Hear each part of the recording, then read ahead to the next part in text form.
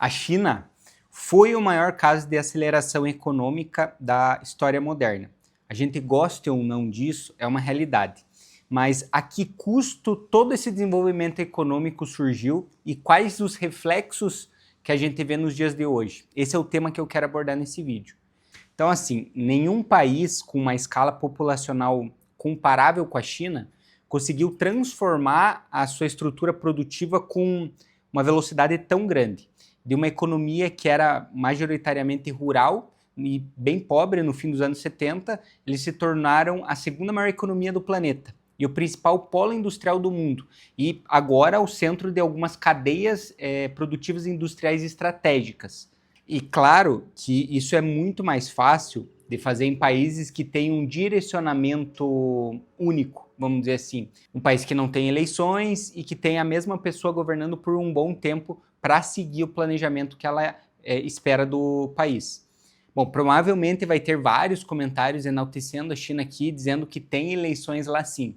Enfim, eu não vou nem entrar nesse mérito, né? Mas vamos lá. Esse crescimento chinês ele foi resultado de um modelo muito específico de crescimento. Ele foi arquitetado com planejamento central, essa disciplina política e a coordenação do Estado. Mas todo modelo tem os seus limites. E quando a gente analisa os pilares que sustentaram essa expansão, a gente começa a perceber que a China hoje enfrenta tensões estruturais em várias áreas e muito profundas. O crescimento chinês ele sempre foi intensivo em investimento. O primeiro motor de investimento chinês e que era mais necessário foi a infraestrutura. E é inegável a transformação que eles fizeram dentro do país. Foram estradas, ferrovias de alta velocidade, portos, usinas. Bom, esse planejamento central é tão louco que cidades inteiras eram erguidas praticamente do zero antes de alguém até morar lá. Em um país subdesenvolvido como a China era, esse tipo de investimento gera retornos extraordinários para o país. Isso porque as primeiras rodovias, elas ligam geralmente regiões foco, e com certeza isso faz com que reduza drasticamente o custo logístico do país. As ferrovias também transformam as cadeias produtivas, os portos integram o país com o mundo. Então tudo que foi construído fez com que a China em alguns anos tivesse um crescimento de PIB superior a 10%. O problema surge quando o país já possui infraestrutura abundante e continua investindo no mesmo ritmo. E o que eu quero dizer com isso? Quando você faz uma ponte que liga uma cidade à outra, no início é algo transformador. Só que se você construir uma segunda ponte ligando as mesmas cidades, não vai gerar um resultado muito maior. Não vai gerar muito mais ganhos para aquela cidade. Isso aconteceu muito com rodovias e principalmente no setor imobiliário. Eram construídas, como eu falei, cidades inteiras, com dezenas de milhares de apartamentos sem ninguém morar lá. Tem uma estimativa que na China hoje existam mais apartamentos vazios do que a população da Alemanha inteira. E a China cresceu tanto, principalmente por causa da poupança. Porque diferente do Ocidente, onde a poupança das famílias costuma estar distribuída entre ações, títulos, fundos, imóveis, na China o imóvel tornou o principal instrumento de reserva de valor da classe média. Eu já expliquei isso em outros vídeos que eu fiz sobre a China, que não há uma infinidade de locais para se investir dentro do país. Existem muitos bancos pequenos que podem não fazer mais sentido para o governo chinês e basicamente, se não fizer mais sentido, eles deixam quebrar esse banco. Então a população tem receio de deixar em bancos pequenos o seu dinheiro. A bolsa chinesa é horrível. Hoje ela está em níveis próximos da crise de 2008, para você ter uma ideia. Basicamente não rende. Tirar o dinheiro do país também não pode. Renda fixa não dá nada. Então sobra poucos locais para investir e os imóveis foram um investimento ao longo dessas últimas décadas que os chineses faziam. Só que ultimamente a população chinesa está vendo uma deflação nos imóveis e ela está focada mais em ouro para conseguir manter o poder de compra da moeda deles. Então, como os investimentos foram muito grandes no setor imobiliário, o resultado foi uma expansão imobiliária colossal dentro do país.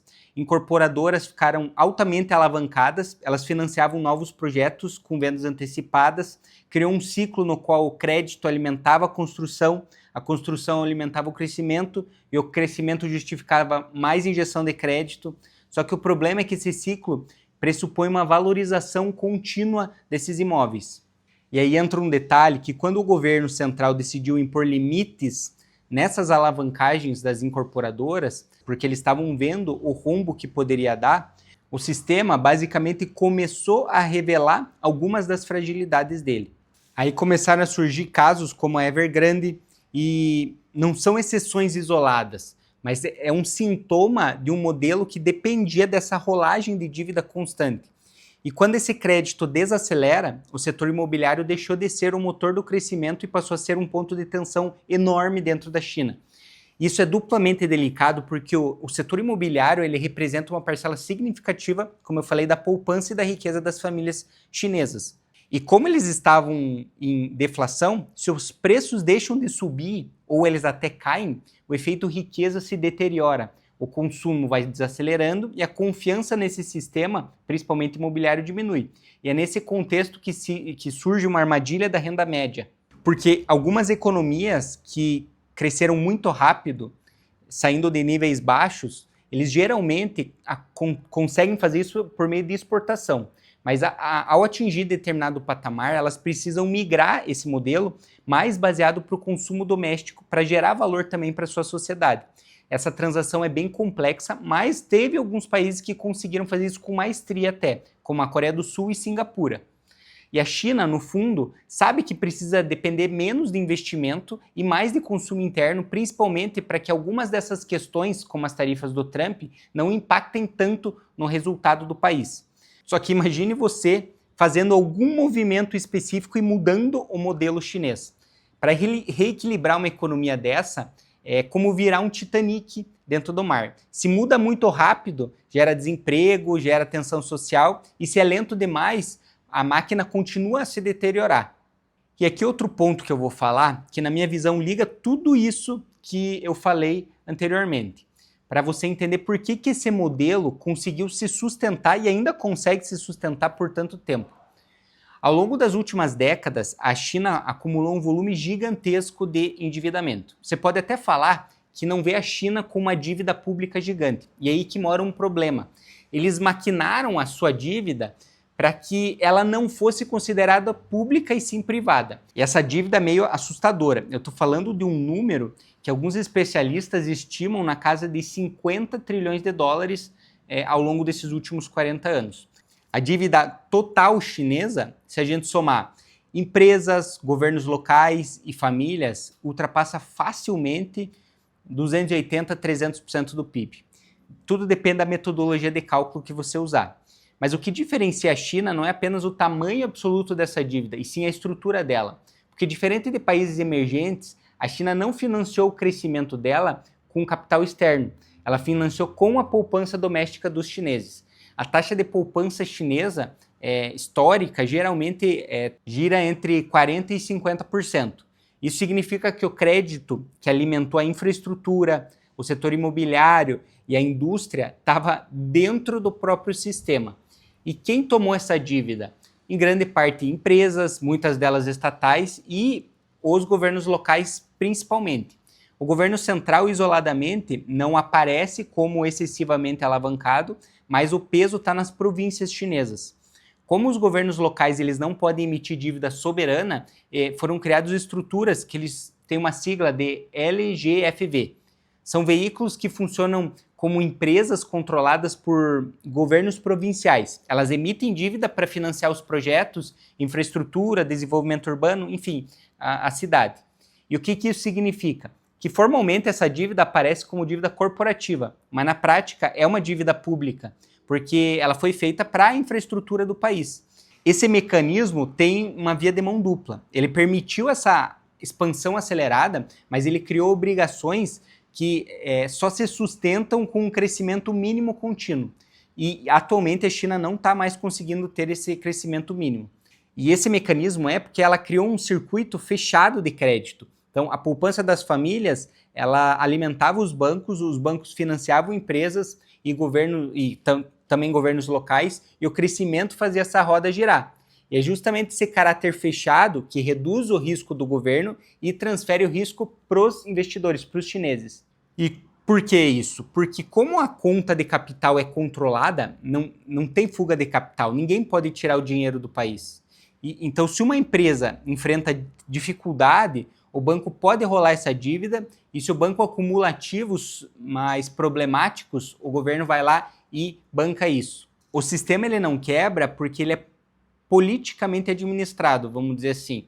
Mas isso não elimina o custo de tudo isso. Ele muda a natureza do risco, como eu falei. O risco passa a ser das pessoas. E esse risco das pessoas está numa alocação ineficiente de capital, essas empresas zumbis que a gente vê, produtividade muito declinante nos últimos anos. Dentro da China, centenas de empresas como essas que eu falei, elas estão competindo com margens minúsculas e muitas delas são sustentadas por um refinanciamento e subsídios do governo. Então a estratégia é manter o emprego e a liderança dessas indústrias no mundo a qualquer custo. E os últimos anos a China vem apostando forte nessa questão de inteligência artificial e automação no mundo. E aqui tem uma sacada chinesa que foi percebida muito antes dos americanos. A China tem foco extremamente pragmático, aumentar a produtividade industrial, estocar esses materiais base para essa industrialização global e controlar algumas cadeias de suprimento que o mundo inteiro vai precisar nos próximos anos. E eu chego na resposta da pergunta do início do vídeo. A que custo tudo isso foi feito e quais os reflexos nos dias de hoje?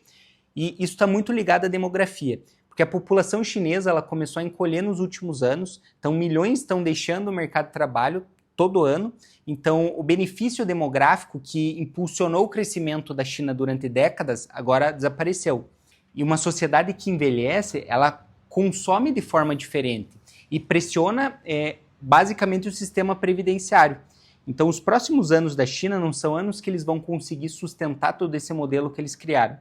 A China subsidia empresas internas para que elas sejam competitivas no mundo, mas no final das contas elas não dão lucro. Elas crescem às custas do capital chinês. E elas crescem até um ponto, depois elas não crescem mais. E a China, ao meu ver, ela chegou num ponto de ruptura. Ela não tem mais crescimento acelerado nos próximos anos e, antevendo isso, eles migraram para algumas áreas estrategicamente importantes para o desenvolvimento do mundo. Então a China vai controlar ou buscar controlar algumas cadeias de produção e acredito que todo esse endividamento que a China precisou fazer para investir no seu país, na verdade não só no seu país, né, ela fez múltiplos investimentos na África, em outros lugares, em que ela acreditava que talvez aquele investimento beneficiaria ela no futuro. Então eu não vejo, assim, basicamente nenhum crash acontecendo lá, justamente porque eu comentei das barreiras de saída de capital. Mas eu vejo a China cada vez mais fragilizada ano a ano. E a aposta tende a ser, na minha visão deles, os metais para eles saírem dessa. Eles estão substituindo o padrão deles, histórico, de bonds americanos por metais. E essa gana chinesa na compra de vários dos metais vai longe ainda. Por isso eu acredito que eles têm também uma grande demanda nos próximos anos. Então quando a gente coloca todos os elementos juntos, então a gente falou de retorno decrescente de investimento, fragilidade imobiliária, uma transição difícil para o consumo interno, a dívida elevada concentrada nas províncias e empresas chinesas, essa repressão financeira, ela mascara muito dos riscos que tem lá. E também eu falei sobre esse envelhecimento populacional. Então o quadro é de uma tensão estrutural crescente. O modelo que foi extremamente eficaz por 40 anos agora, ele tem múltiplas frentes de pressão acontecendo. Só que a China ainda tem uma capacidade estatal, coordenação institucional e o domínio industrial para evitar algumas rupturas. Mas o desafio não vai ser crescer rápido, e sim crescer de uma forma diferente a partir de agora. Eles vão precisar reinventar o modelo atual deles. E por isso que eles foram atrás do ouro. Essa é a minha visão da China, tá? Então, de uma maneira geral, eu acredito que a China, assim como os Estados Unidos, está num modelo muito estressado, principalmente nos próximos anos. Então, espero que você tenha gostado do vídeo. Eu convido você, caso queira virar membro do meu canal, para ter acesso a assuntos mais especializados, a minha carteira de investimentos e até outros benefícios. E caso você queira falar diretamente comigo para entender os riscos da tua carteira, se preparar para os próximos anos, que assim, possivelmente vão ser muito turbulentos nos mercados de investimentos, eu deixei um link aqui na descrição. É um formulário super rápido, eu mesmo vou entrar em contato com você para a gente conversar. Então, espero que você tenha gostado do vídeo, um abraço e ótimos estudos!